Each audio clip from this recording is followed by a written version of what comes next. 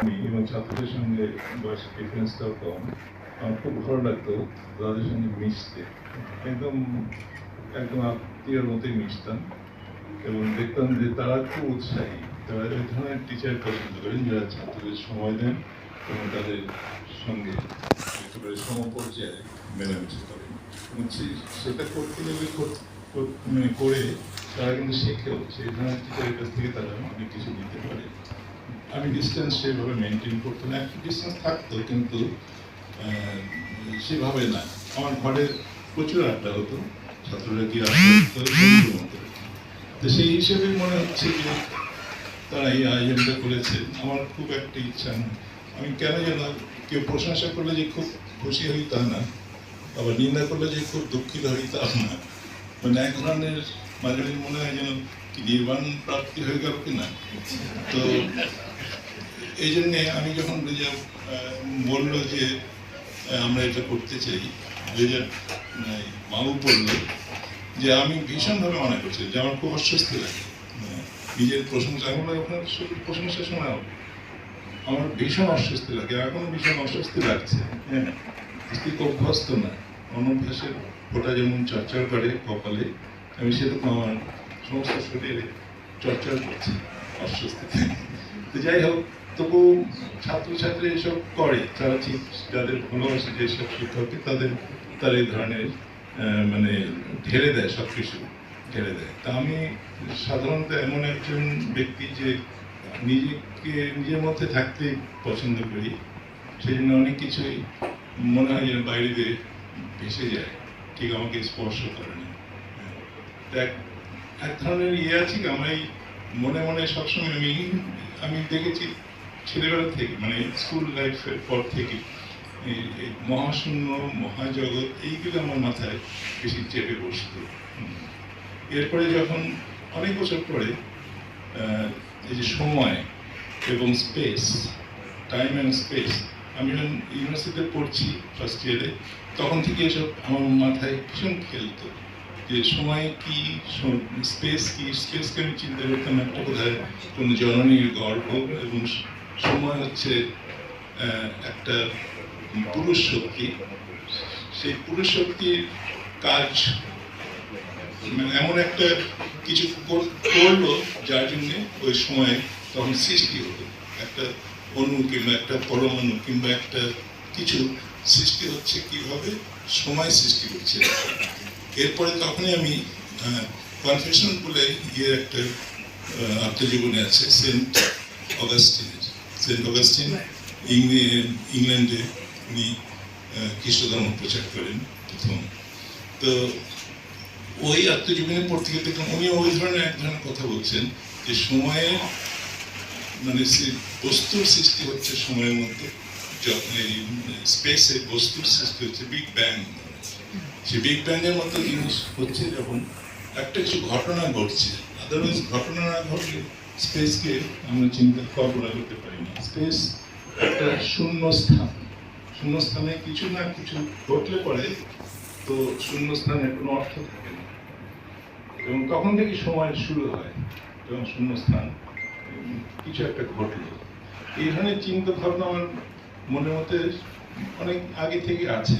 তো সবসময় আমাদের মগজে কিন্তু স্মৃতিগুলো অনেক কিছু ডরমেন্ট থাকে এবং সেসব সবসময়ই কোনো না কোনো, আপনি ফিরে যাচ্ছেন অতীতে, কিছুক্ষণ ওইসব নাড়াচাড়া করলেন, আবার ফিরে আসছেন। মানে এই যে সাবকনশিয়াস মাইন্ডে যে ইয়েটা থাকে, এইসব স্মৃতি জমা থাকে, তারা কিন্তু সবসময়ই কখনো সক্রিয়, কখনো নিষ্ক্রিয়, কখনো ডরমেন্ট, কিন্তু তারা আছে এবং তারাই আপনাকে পরিচালনা করছে। এটা স্বপ্নের মতো ঠিক না, মানে যখন সক্রিয় অবস্থায় আছেন তখনও সেই স্মৃতিগুলো আপনার ভিতরে কাজ করছে।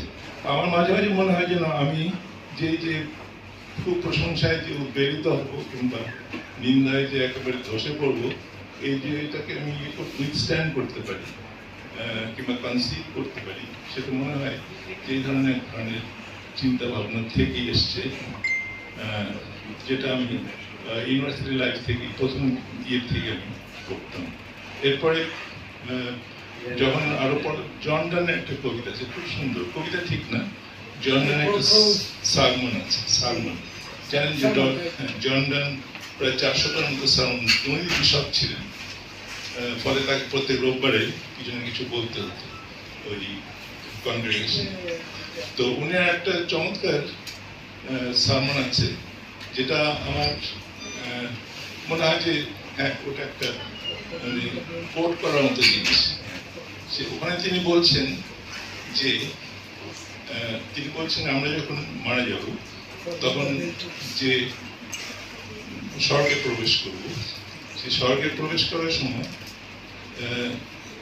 একটা গেটে প্রবেশ করবো, স্বর্গে প্রবেশ করব, সেখানে একটা ঘরে আমাদের রাখা হবে। সেই ঘরটায় কিরকম আছে বলছেন যে সেই ঘরটায় কোনো চোখ ধাঁধানো আলো নেই, কোনো ইয়েও নেই, অন্ধকারও নেই, আচ্ছা একটা ইকুয়াল লাইট, ইকুয়াল শব্দটা সমান, ইকুয়াল লাইট আছে। বলছে সেই ঘরে শুধু কোনো নাই, বিকট আওয়াজ নেই, এবং কিংবা কোনো নিস্তব্ধতা নেই, সাইলেন্স নেই, আছে একটা ইকুয়াল মিউজিক। এই শব্দগুলো ইকুয়ালের উপরে জোর দিয়েছি, ইকুয়াল লাইট, ইকুয়াল মিউজিক। তারপরে সেই ঘরে কোনো নাই, কোনো কি বলে মানে কোনো নাই, মানে কমিউনিটি, কোনো পার্সন নাই, কিংবা কোনো ক্রাউড নাই, আছে একটা ইকুয়াল কমিউনিয়ন। আবার শেষে বলছেন এটা একটা সামনা, সেই ঘরে আমরা মারা যাওয়ার পরে যে ঘরে যাচ্ছি সৌর হিসেবে, সেই ঘরে আছে একটা কোনো নেই, কোনো মানে প্রচন্ড যাকে বলে যাচ্ছি। যাই হোক, এরকম ইকুয়ালিটির ব্যাপারটা উনি খুব জোর দিচ্ছেন। তা এরপরে রবীন্দ্রনাথের কবিতা পড়তে গিয়ে দেখুন তিনি ওই ইকুয়ালের ব্যাপারটা তিনি আনছেন। তার মেয়ে যখন মাধুরীলতা মারা গেল, তখন তিনি মাধুরীলতার মৃত্যু সংবাদ পেয়ে ওখানে তিনি যাচ্ছেন। ওই পথে যেতেই তিনি শুনলেন যে মাধুরীলতা মারা গেছে। মাধুরীলতার যে হাজবেন্ড ছিলেন তিনি রবীন্দ্রনাথের সঙ্গে ভালো ব্যবহার করতেন না একদম।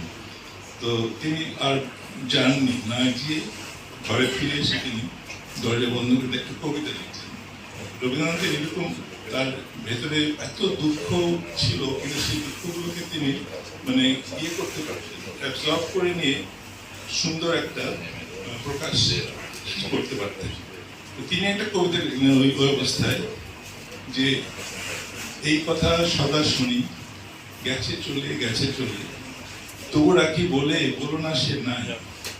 সে কথাটা মিথ্যা, তাই কিছুতেই সহে না যে মর্মে গিয়ে বাজে।